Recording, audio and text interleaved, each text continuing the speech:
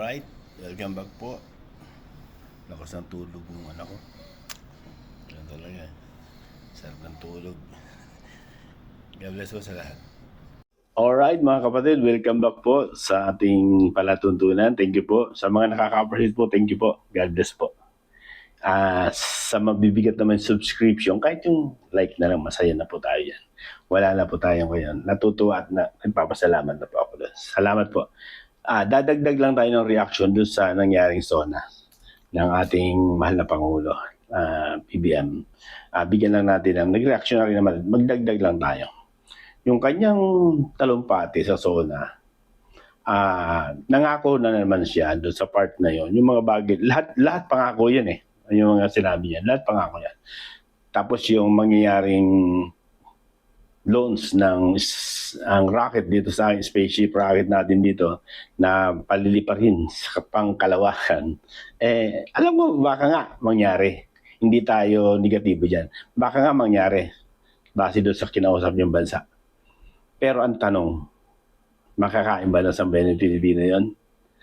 Kapag nakita ba natin ang lumalagablab o nakita na pupunta sa kalawakan yung rocket na yun, bababa po yung bilihin ng ating mga commodities o pangangailangan sa Pilipino. Tanong namin, bababa ba?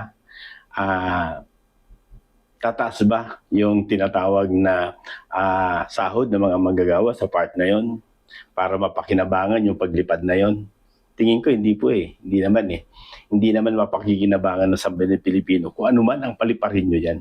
Bagamat, bahagi ng tinatawag niya. Pero unahin nyo muna yung mga pangako nyo. Ano ba yung unang-unang pangako nyo? Bago kayo umupo o nangangambanya kayo, 20 pesos na bigas. Diba, ipinangako nyo yan.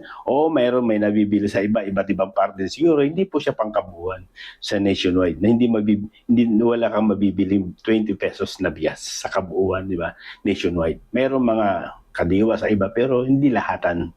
Ang bigas natin yan, magkano na per kilo. Hindi nyo pa natutupad po yun. Pangalawa, nung mangyari yung flood control, na nakita natin bumaha, kinausap mo si Vince, di ba, Dison, na mangyayari pa ba ang baha? Sabi mo, di ba, sinabi sa'yo, 1 year lang.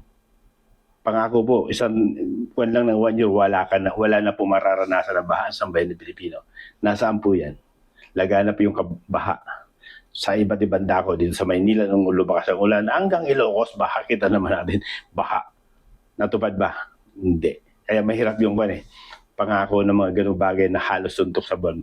Pangatlo, yung pangako mo na wala nang magugutom na mga Pilipino.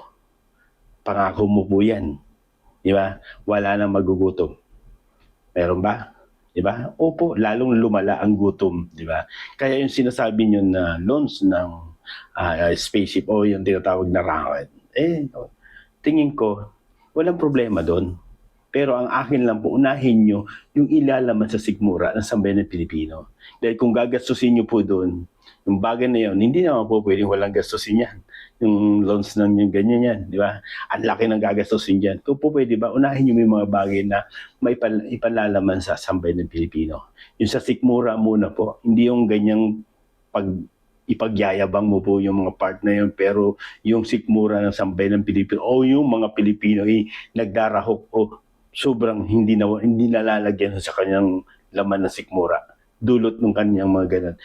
Ilaan nyo muna po doon, di ba? Yung mga bagay na yun. Unahin nyo po yung pangangailangan ng sambayan ng Pilipino para higit na makita at maramdaman sa Pilipino una saan na talaga ang bagay na ganun, di ba? Kaya nakikiusap po ako, yung mga ganun, hindi masamang mangarap di ba?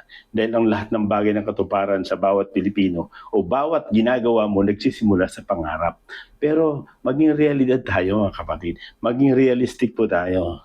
Pangunahing pangangailangan natin yung gutom. Pangangailangan natin atindin ang kahirapan sa ating bayan, di ba? Sa bawat ginagastos natin sa part na yon, isa pa, di ba? Yung utang natin sa panlabas, 18 trillion na po. Yung utang natin sa panlabas. Pero kung yung gagastusin nyo po dyan sa rocket na yan, ilaan nyo na lang po doon para mabawasan ng ating pag-uutang sa labas, mga utang natin sa labas, mabawasan. O di kaya ilaan mo sa pangangailangan ng sambayan Pilipino. Huwag na tayo magyabang kasi ang pagyayabang nagawa yung sitwasyon na yon. Kinabukasan, kumakalaban sigmura mo. Kinabukasan, wala na naman, di ba? Kaya unahin mo po yung mga bagay na dapat unahin. Kasi unang-una, mahirap po yan. Kaya nakikiusap po, kung sana po, kung mamarapado nyo, hindi po masamang mangarap. Yung mga bagay na binanggit mo doon, puro kwan lang po yun eh.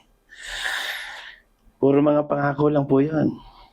Target nyo lang po yun. Target nyo lang. Pero hindi po yun ang tamang sagot sa part na yun. Kaya nakikiusap po ako. Sana magkaroon po ng tamang po upang maging katanggap-tanggap po sa ating mga sambayan Pilipino ang lahat ng mga bagay na ito. Hindi po tayo tutol sa mga bagay na yon para sa pag-unlad. Pero unahin po natin yung ilalaman sa sikmura ng ating sambayan Pilipino. Utang natin sa panlabas, yung bigas, lahat. Inflation, lumalaki ng malakas yung inflation natin.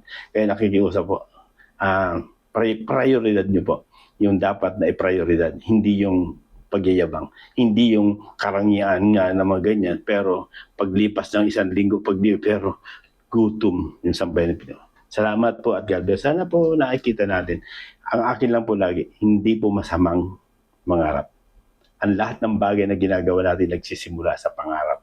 Pangarap lang tayo, pero unahin natin ang dapat unahin sa sambayan ng Pinoy upang higit tayong mahalin ng sambayan ng Pinoy. Salamat po at God bless po.